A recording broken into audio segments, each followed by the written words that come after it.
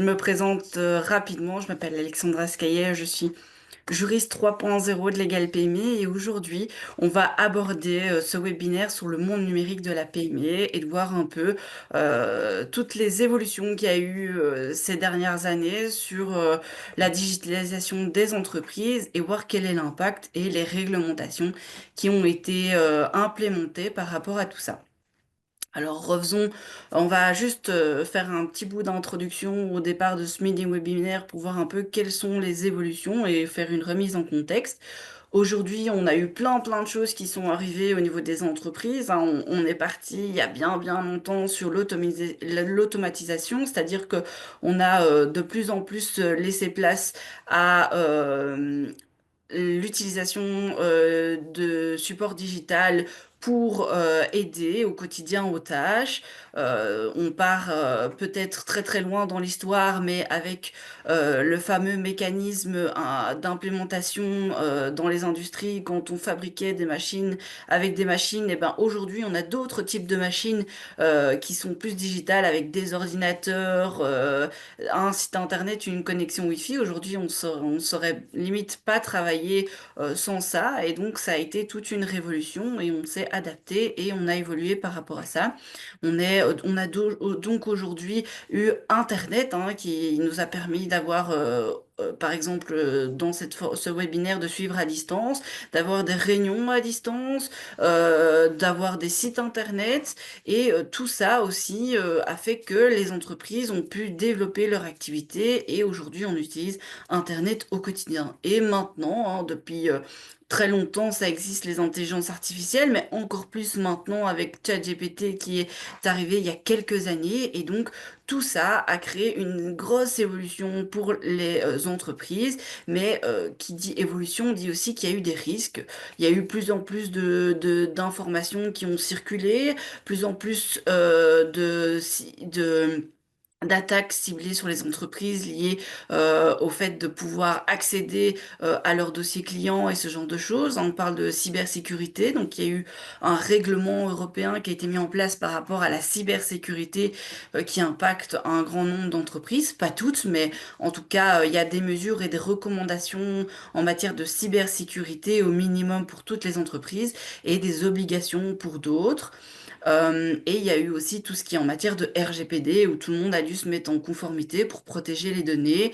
Et plus récemment, les Act qui, là, essayent d'établir des règles en matière d'utilisation, de développement d'intelligence artificielle qui impactent évidemment toutes les entreprises européennes ou les entreprises de pays tiers qui viennent implémenter des intelligences artificielles en Europe.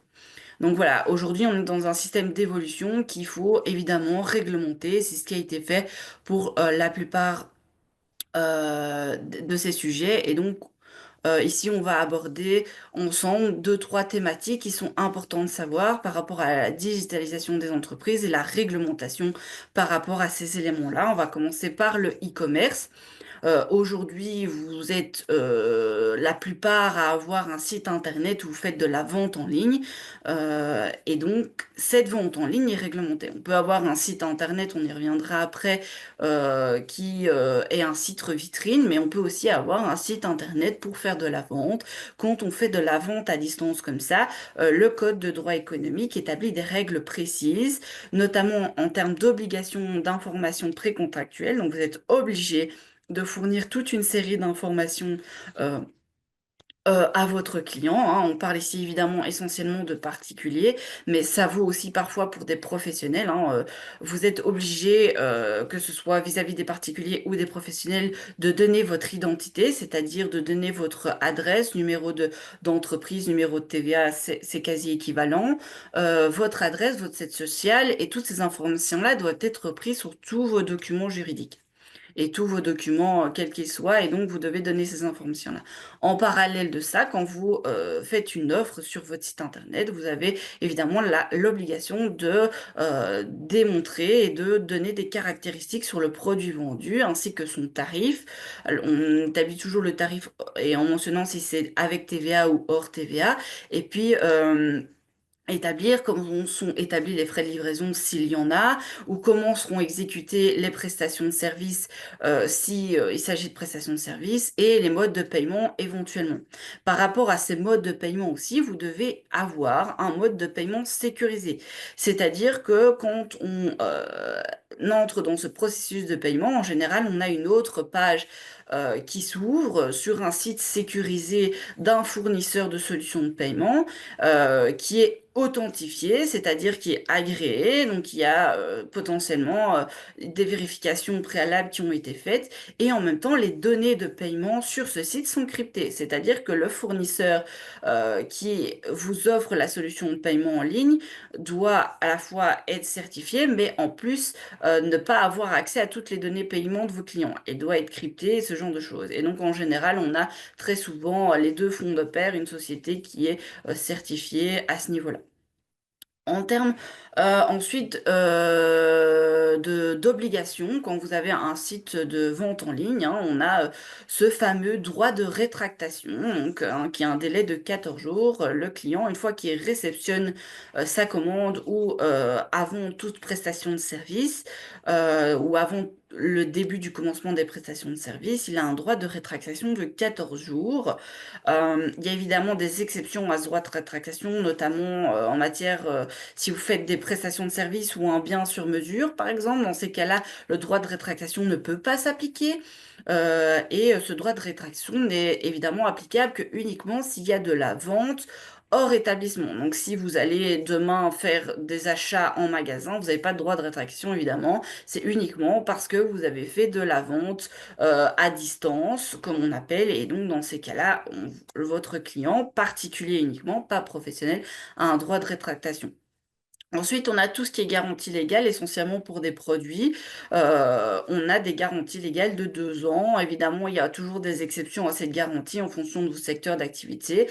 Mais en général, pour tout ce qui est produit, on parle de garantie de 2 ans. On peut aller beaucoup plus loin pour ce type de pour ce type de garantie si on le souhaite.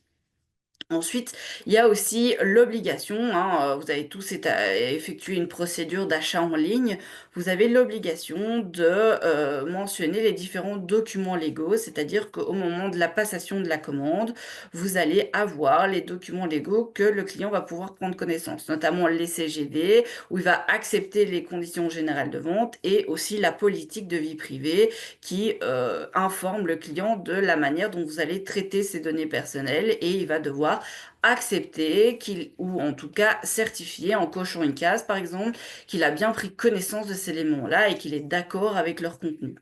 D'accord?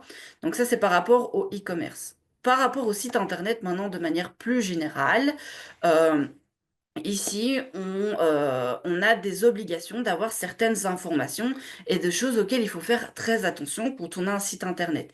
Ça peut être un site internet uniquement de site internet vitrine et pas uniquement de vente en ligne. Ici, on est de manière plus globale. On a des règles en matière de RGPD, hein, donc vous avez l'obligation d'informer vos clients de toutes les données personnelles que vous allez collecter sur le site internet. Et croyez-moi, tous les sites internet collectent des données notamment en matière de géolocalisation, par exemple, l'adresse IP de votre client qui accède à votre site internet, quelle page il va consulter grâce à des systèmes comme Google Analytics, ce genre de choses. Donc, toutes ces informations-là, vous avez l'obligation d'informer, ben voilà, on a Google Analytics, on va accéder à telle donnée, on va en faire ça, on va respecter la réglementation en RGPD, on va les conserver autant de temps, conformément aussi à la réglementation.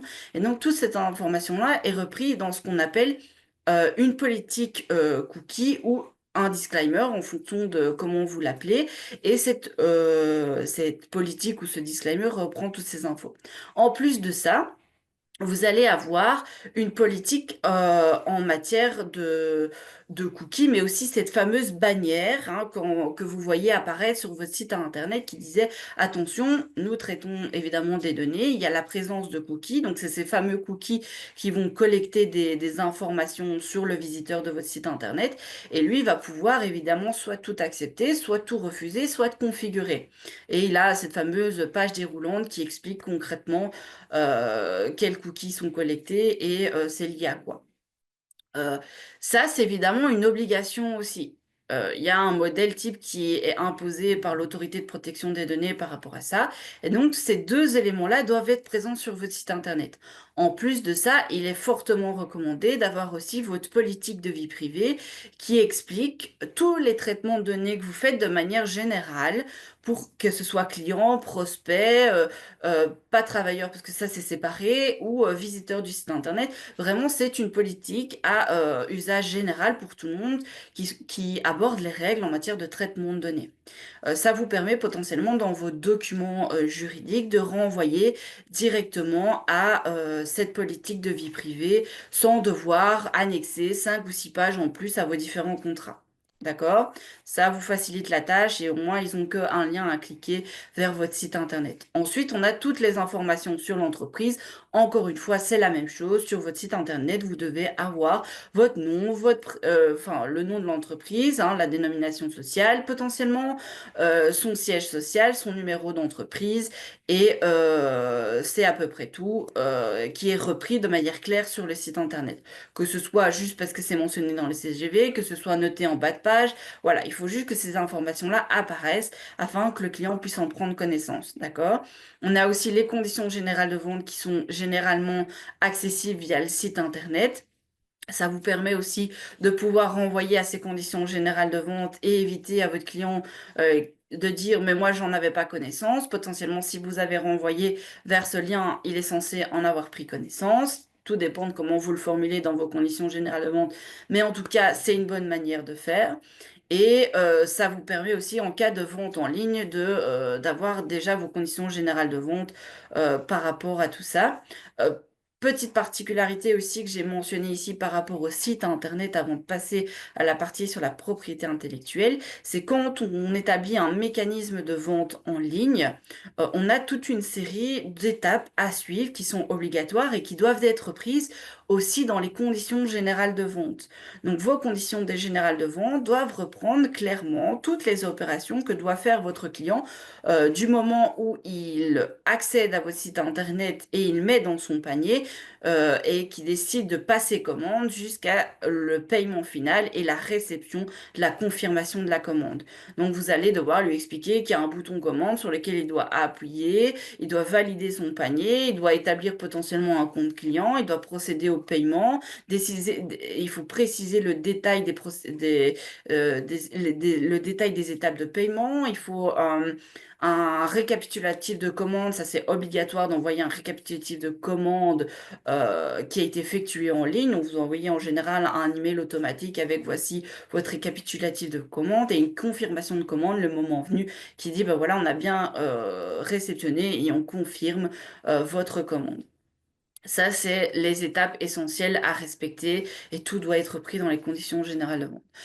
Par rapport à la propriété intellectuelle, sachez que le site internet, tout son contenu, la manière dont il est designé, vos logos, tous les éléments liés à votre société sur ce site, le contenu, les articles ou autres, est soumis à la propriété intellectuelle, c'est-à-dire que c'est protégé, c'est considéré comme des œuvres et donc, à ce moment-là, on vous recommande d'établir dans un document en annexe, soit dans le disclaimer avec la politique de cookies ou une annexe à part, que tout le site est protégé par les droits d'auteur. C'est bien de le rappeler et que pour tout ce qui est utilisation sur votre site, la personne qui souhaite l'utiliser doit vous demander l'autorisation, évidemment de pouvoir utiliser. C'est d'autant plus important pour votre image de marque et ne pas avoir des gens qui renvoient à votre site internet, surtout si c'est des gens qui sont pas toujours très fiables ou ce genre de choses, et d'avoir une vue d'ensemble sur qui utilise quoi de mon site internet. Potentiellement, ils pourraient le faire sans vous demander votre accord, mais voilà, même s'il y a cette mention-là, parfois certains le font, même s'ils sont pas dans leur bon droit, et vous évidemment en droit de réclamer une indemnité ou des éventuels droits d'auteur, le cas échéant. Voilà. Ensuite, on a toute une série d'autres éléments qui ont évolué et qui ont existé, qu'on aborde dans notre livret par rapport à cette thématique. Ici, je vais les aborder sommairement. Évidemment, vous pouvez aller voir en détail dans le livret, le cas, si celui-ci ou si ces sujets vous intéressent. On a aussi des règles qui ont été établies par rapport à la signature électronique. Aujourd'hui, on essaye de faire en sorte que les signatures électroniques soient équivalentes à une signature manuscrite, donc sur papier.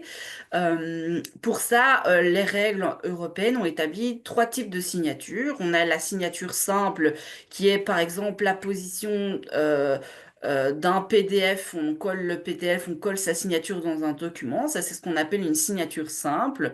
C'est malheureusement pas valable juridiquement, c'est-à-dire qu'on ne considère pas ça comme étant l'équivalent du signature manuscrite. Donc, pour tout ce qui est document où c'est très très important, je vous recommande de ne pas utiliser ce type de signature parce que ça n'a pas de valeur juridique en soi. Le fait de signer une offre et d'apposer sa signature électronique, c'est pas très très contraignant en soi. Ça peut poser des problèmes en cas de litige en justice, mais en soi, c'est déjà un commencement de preuve pour un juge.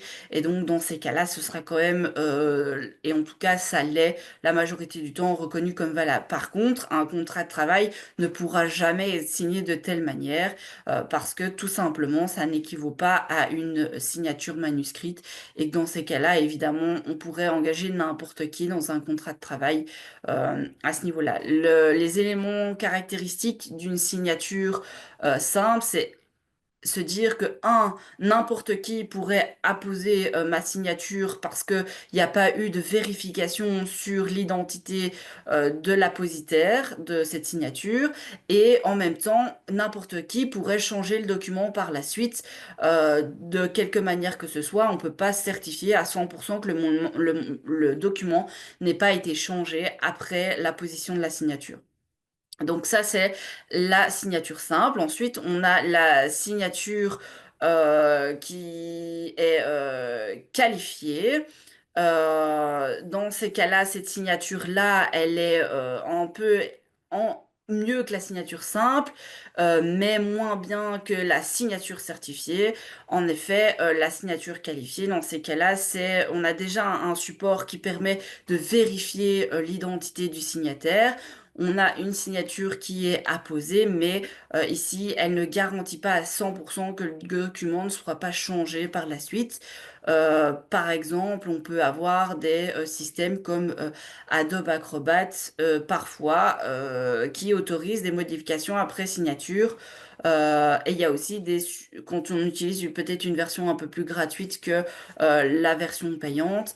Et donc là, c'est pas à 100% une certifiée. Et ensuite, enfin, par rapport à cette signature électronique, là, on n'a pas d'équivalence par rapport à une signature manuscrite, mais c'est aussi un début de preuve qui est reconnu comme valable en justice, et c'est même mieux apprécié, ce sera mieux reçu que une signature simple en pratique. Donc, on aura plus de juges qui vont accepter les signatures qualifiées que les signatures simples. Ensuite, on a les signatures certifiées. Ça, c'est le cas typique. Vous signez via It's Me, c'est le top du top. Ça équivaut à une signature manuscrite. Et là, c'est vraiment une acceptation valable. On ne peut plus modifier le document. C'est signé et il y a eu une vérification qui a été faite à ce niveau-là. Donc voilà, ça c'est par rapport à la signature électronique. Il y a eu des règles qui ont été établies. Ensuite, il y a tout ce qui est facturation électronique, hein. Aujourd'hui, on envoie de plus en plus ces factures via email, envoi PDF. Donc ça, évidemment, ça a été vu et établi comme valable par l'Union européenne aussi. Ça équivaut à une facture papier envoyée par courrier. Donc il n'y a aucun souci de fonctionner comme ça. Le petit élément que je voulais quand même souligner ici et qui peut être intéressant pour vous, c'est qu'à partir du 1er janvier 2026, il y a eu une réglementation en Belgique qui impose l'utilisation de factures électroniques structurées et certifié, enfin pas vraiment certifié, mais tout du moins structuré par rapport aux relations B2B. Je vous explique rapidement en quoi ça consiste, mais les entreprises aujourd'hui ont l'obligation de envoyer des factures sous format électronique aux autres entreprises. Ce qui veut dire que vous, en tant que si vous ne faites que recevoir des factures et que vous émettez pas de factures à d'autres entreprises, vous êtes aussi obligé par cette nouvelle disposition légale. Quand on parle de factures électroniques, malheureusement, ici, on ne parle plus d'envoi de PDF par email. On parle d'un nouveau réseau, le fameux réseau PayPal, qui est un réseau établi par l'Union européenne. Et donc, il faut avoir un système de facturation qui va être compatible avec ce fameux réseau et qui va envoyer automatiquement vos factures dans un format spécifique compatible avec ce réseau PayPal à votre client entreprise où vous devez avoir ce fameux système, hein, ce fameux outil qui est compatible avec ce réseau PayPal pour vous permettre de recevoir les factures de vos fournisseurs potentiellement ou ce genre de choses. Donc, à partir du 1er janvier 2026, tout le monde devra avoir, grosso modo, une solution qui leur permette d'avoir une facture, de recevoir ou d'émettre des factures sous format PayPal Bis, on appelle ça. Et donc, c'est un format spécifique via un réseau spécifique aussi. Si vous voulez plus de détails, on peut en discuter potentiellement sur les formalités à accomplir. Mais voilà, en tout cas, sachez qu'il y a une obligation ici. En matière de cybersécurité, je vous ai dit tout à l'heure qu'il y avait des règles qui avaient été établies. Il y a des normes en matière de comment bien établir des mots de passe, comment minimiser le type de sécurité, des règles établies par des agences belges sur la sécurité. Ce sont des recommandations, pas des obligations. Il y a eu des règles en matière de cybersécurité qui ont été établies pour des sociétés à risque qui ont énormément de données, qui ont énormément d'informations ou des données à risque. Et donc, dans ces cas-là, c'est leurs données où leur cybersécurité doivent être renforcées. Et là, il y a des règles qui sont établies spécifiquement. Ensuite, on a la fameuse réglementation en matière d'intelligence artificielle. Sachez que, à mon avis, la majorité d'entre vous utilisent des intelligences artificielles. Sachez que même les utilisateurs des intelligences artificielles ont des obligations vis-à-vis de cette réglementation. L'essentiel de ces obligations est l'obligation de transparence. Donc, si vous utilisez quelque chose essentiellement lié ou généré par une intelligence artificielle sans modification ou de vérification humaine derrière, vous avez l'obligation d'informer la personne qui pourra voir ce travail ou qui utilisera potentiellement ce travail. Si vous demandez une question à ChatGPT et qu'elle vous répond et que vous la transmettez telle quelle à votre client, vous devez l'informer que ça a été fait par une intelligence artificielle. Vous avez aussi une obligation de formation de vos travailleurs. Les travailleurs sont obligés d'être formés et sensibilisés à l'intelligence artificielle et aux outils d'intelligence artificielle que vous utilisez au quotidien. Ça, c'est une obligation qui est déjà obligatoire depuis février 2025, mais elle ne sera sanctionnée qu'à partir du mois d'août 2025. Et pour le reste, le règlement entrera en application aussi en août 2026. Dernier point, et après je clôture, j'ai été un petit peu longue sur ce sujet, mais il y avait énormément de choses à dire.